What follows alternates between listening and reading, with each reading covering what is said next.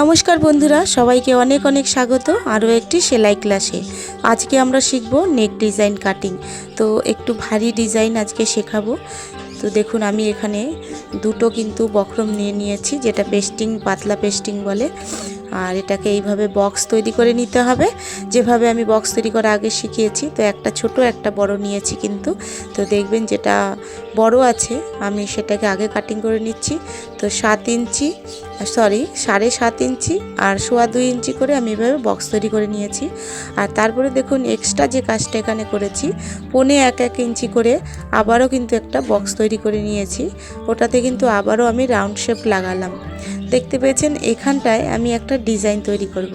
আর এখানে কিন্তু 1.25 ইঞ্চি করে করে গ্যাপ দিয়ে দিয়ে এইভাবে করে একটা ডিজাইন তৈরি করব। তো এইভাবে ডিজাইনটা ড্র করে নিতে হবে। তো আমি পুরোটা ড্র করে নিয়েছি দেখুন। এরপরে এই ডিজাইনটা ড্র হয়ে গেছে। এবার নিচ থেকে 1/2 ইঞ্চি মতন ছেড়ে দেবেন, তারপরে কাটিং করবেন। যদি আপনার বক্রম বেশি থাকে সাইডে, তাহলে 1 ইঞ্চিও ছেড়ে দিতে পারেন। তো আমি 1/2 ইঞ্চি ছেড়ে দিয়েছি। এবার আমি ডিজাইনটা কাটিং করে নেব। তো এইভাবে খুব সাবধানে আস্তে আস্তে করে কাটিং করে নেবেন। দেখুন কিভাবে, একটু সময় লাগবে কিন্তু ডিজাইনটা ভীষণই সুন্দর। তো দেখুন এইভাবে আমি প্রথম পেস্টিংটা কাটিং করে নিয়েছি।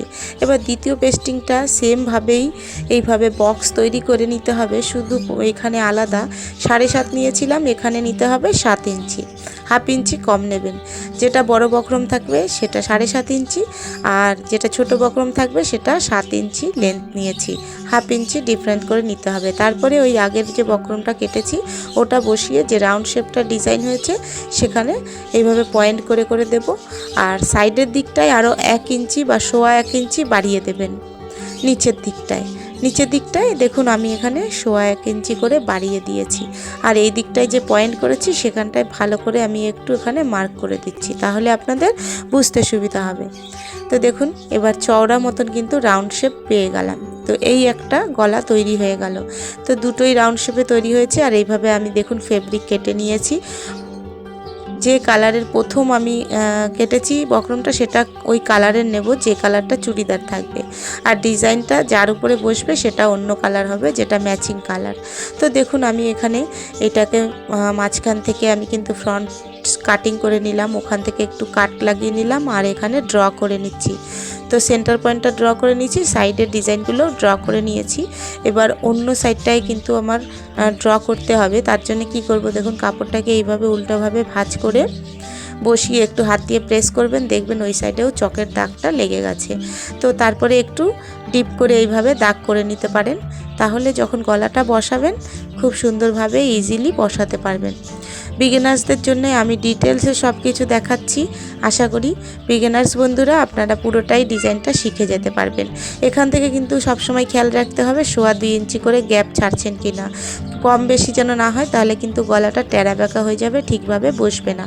আর এইখান থেকে এইভাবে করে জিগজ্যাগ করে সেলাই করে দেবেন আর সাইডের কাপড়টা মুড়ে দেবেন। দেখুন আমি এটা করে নিয়েছি। আর এখানে একটা দেখুন পট্টি আমি নিয়ে নিয়েছিলাম 1 ইঞ্চি, সেটাকেও আমি ফোল্ড করে দিলাম। আর সেকেন্ড যে কালারটা আমি রেখেছি এই কালারটাও কিন্তু এইভাবে গ্রিন কালারটাকে আমি বুকের গ্রিন কালারের উপরে বসিয়ে ভালো করে আমি দেখুন এবার মার্ক করে নিচ্ছি। উল্টো সাইডটাও মার্ক করে নেব। তো উল্টো সাইডটা এইভাবে করে আমি ধরে মার্ক করে নিলাম। এটা কিন্তু অবশ্যই জরুরি, মার্ক করে নেবেন। এবার এই সাইডটা যেইভাবে ফোল্ড করে আমি করে নিয়েছিলাম মার্ক, সেইভাবে করে নিলাম। এবার এটা বসিয়ে দিয়ে দেখুন ঠিক সেন্টার পয়েন্টে কিন্তু বসাতে হবে বক্রমটা, তা না হলে কিন্তু কম বেশি হয়ে যাবে। তো সেন্টার পয়েন্ট বসিয়ে এইভাবে এখানে রাউন্ডভাবে ঘুরিয়ে সেলাই দিয়ে নিতে হবে, মানে পেস্টিংটাকে বসিয়ে নিতে হবে, বড় বড় সেলাই করে বসিয়ে নেবেন। আমি বসিয়ে নিয়েছি। আর এখানটা খেয়াল রাখবেন, গ্যাপিংটা কিন্তু খেয়াল রাখবেন। আর সাইডটা কিন্তু এইভাবে মুড়ে, আগেরটা যেভাবে সেলাই দিয়ে নিয়েছি এইভাবে মুড়ে সেলাই দিয়ে নেব।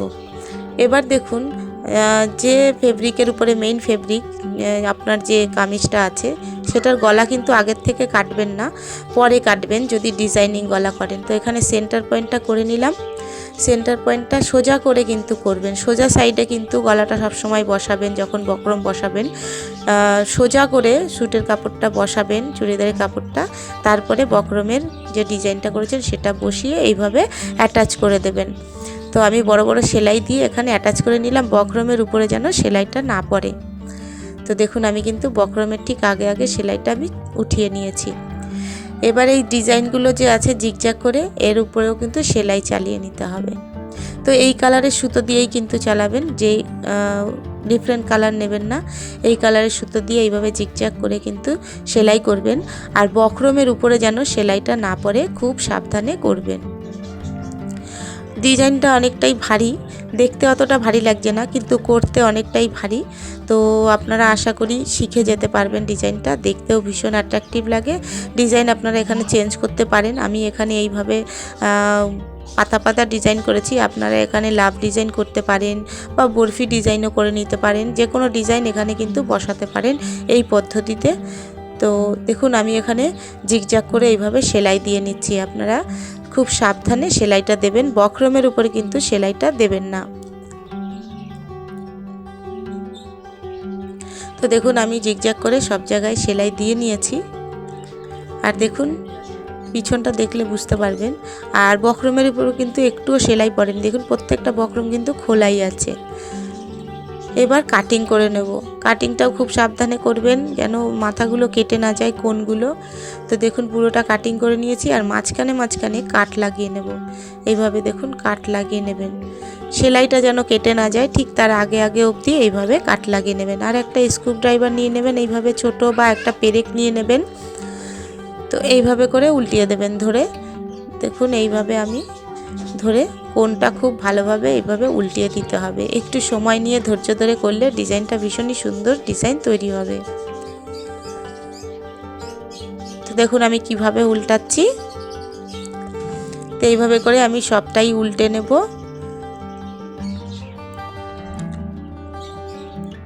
তো দেখুন পুরোটা আমি উল্টে নিয়েছি। এরপরে যেটা করতে হবে, যে গ্রিন কাপড়টায় লাগিয়েছিলাম পাইপিংটার, এখানটায় কিন্তু দেখুন এইগুলো একটু নখ দিয়ে প্রেস করে দেবেন, তারপরে গ্রিন কাপড়টা বসাবেন। এবার এটা যে আমি বসিয়েছিলাম গলাটাকে আগে কেটে নেব ভালো করে। তো গোল গলা যেভাবে আছে বক্রম সেইভাবে আমি কেটে নিয়েছি। কেটে নেওয়ার পরে দেখুন যে পট্টিটা আমি রেখেছিলাম 1 ইঞ্চি, সেটা সাইড থেকে সেলাই দিয়েও নিয়েছিলাম, এক সাইডে সেলাই দিয়ে নিয়েছিলাম। এরপরে এই গলায় এইভাবে করে বসিয়ে দেবো। আর একই কিন্তু মেজারমেন্টে বসাবেন, তা না হলে পাইপিংটা কিন্তু সরু বা মোটা হয়ে যেতে পারে। একই মেজারমেন্টে কিন্তু বসিয়ে কাপড়টাকে, নিচের কাপড়টাকে টান ধরে হাত দিয়ে হালকা টানে কিন্তু বসাবেন। এরপরে এখানে সাইড দিয়ে সেলাই দেব, যেন পাইপিংয়ের কাপড়ের উপরে সেলাইটা না পড়ে, যেন দুটো সেলাইয়ের মাঝখানে যেন সেলাইটা পড়ে। আপনাদের আগেও আমি বলেছি আগে একটা ভিডিওতে। তো এইভাবে করে দেখুন আমি তো মোটা করেই করছি পাইপিংটা, আর আপনারা চাইলে কিন্তু সরু পাইপিংও এখানে করতে পারেন। তো সেইভাবে যখন কাপড়টা বসাবেন তখন মেজারমেন্টটা সেইভাবে বসাবেন। তো এবার আমি একটু ডবল সেলাইও দিয়ে দেবো এর উপরে, তাহলে নিচের যে কাপড়টা সেটা ভালোভাবে বসে যাবে। তো এইভাবে ভালো করে কিন্তু ঘুরিয়ে ঘুরিয়ে ডবল সেলাইটা দিয়ে নেবেন। তো দেখুন পুরোটাই দিয়ে নিয়েছি, লুকটা কিন্তু দারুণ লাগছে। এরপরে এই মেইন ফেব্রিকটা এর উপরে বসিয়ে দেবো। দেখুন মেইন ফেব্রিকটা যখন বসাবো তখন ভীষণ সুন্দর একটা লুক আসবে। এই ডিজাইনটা আপনারা অনেক ধরনের করতে পারেন, তবে পদ্ধতিটা এই সেম পদ্ধতিতে আপনারা অন্য অন্য ডিজাইনও এর উপরে করতে পারেন। বরফি, লাভ, যে কোনো ডিজাইন আপনারা করতে পারেন। তো এবার এর উপর থেকে সাইড দিয়ে ধরে ধরে সুন্দর করে সেলাই দিয়ে দেবেন। খুব আস্তে ধীরে সুস্থে করবেন, যেন সবগুলো একই সমান লেভেলে যেন বসে। এইভাবে কোণগুলো দেখে দেখে বসাবেন। তো আমি বসিয়ে দিচ্ছি এইভাবে। তো বন্ধুরা আজকের ডিজাইনটা যদি ভালো লাগে বা আজকের ক্লাসটা যদি আপনাদের ভালো লাগে, কিছু শিখতে পারেন, অবশ্যই কিন্তু লাইক দিয়ে যাবেন আর সকলের সাথে শেয়ার করবেন। বলা যায় না কার দরকারে এই ভিডিওটা আসে। তো বন্ধুরা যারা এখনও সাবস্ক্রাইব করেননি অবশ্যই কিন্তু সাবস্ক্রাইব করে আমার পাশে থাকবেন। আশা করি সবাই ক্লাস অ্যাটেন্ড করেছেন। পুরো ক্লাস অ্যাটেন্ড করার জন্য থ্যাংক ইউ সো মাচ।